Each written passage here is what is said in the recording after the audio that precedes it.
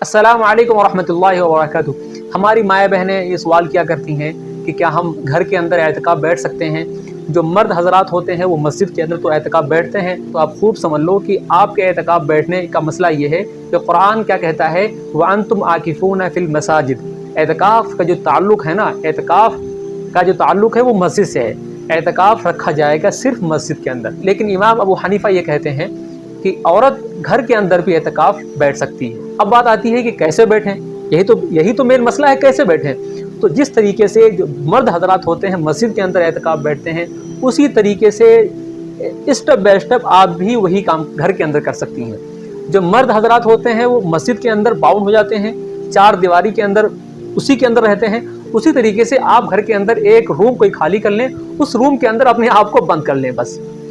जो मर्द हज़रात मस्जिद के अंदर होते हैं उनकी भी बहुत ज़रूरत होती है, खाने की ज़रूरत होती है तो बाहर जाते हैं, अगर उनको वॉशरूम की ज़रूरत होती है तो बाहर जाते हैं। शरई उज़्र जो लागू होंगे मस्जिद के अंदर, वही शरई उज़्र घर के अंदर भी लागू होंगे।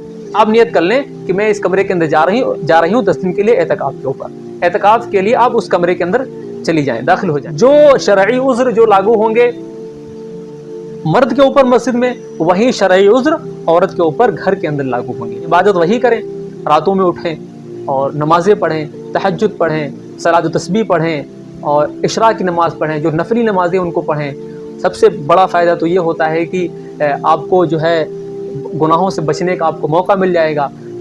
बेहतर ये है कि आप अपने फ़ोन को अपने से दूर रखें। आप अपने फ़ोन को अपने पास रखते हो तो आप दुनिया को अपने दिल में रख लेते हो, समझ लो। तो समझ लो कि पूरी दुनिया इस स्मार्टफोन के अंदर तो है ही, तो वहाँ भी आप कुछ भी देख सकते हो।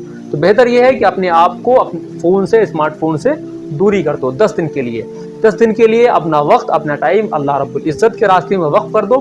फिर देखो इसका सबसे बड़ा फ़ायदा ये होगा कि आपको सुकून मिल जाएगा, आप गुनाहों से पाक हो जाओगे। जिस तरीके से मैंने जो है मर्द हज़रात को बताया है कि आप एक लिस्ट तैयार कर लो गुनाहों की, अल्लाह रब्बुल इज़्ज़त के सामने पेश कर दो, उसी तरीके पर आप भी कर सकती हैं। जो ख़वातीन हैं आप भी कर सकती हैं। आप एक नोटबुक ले लो, एक पेन ले लो और लिखो, अल्लाह मैं नमाज़ छोड़ती हूँ, मैं नमाज़ों को क़ज़ा करती हूँ, मैं झूठ बोलती हूँ। ये सारे की सारी चीज़ें लिख लें, एक लिस्ट बना लें और वो लिस्ट ले जा करके अल्लाह रब्बुल इज़्ज़त के सामने पेश कर दें। देखो या अल्लाह, ये हमारी गुनाहों की लिस्ट है, मैं सारे के सारे गुनाह करती हूँ, अपने फजल करम से इन गुनाहों को माफ़ कर दे और मुझे पाक कर दे।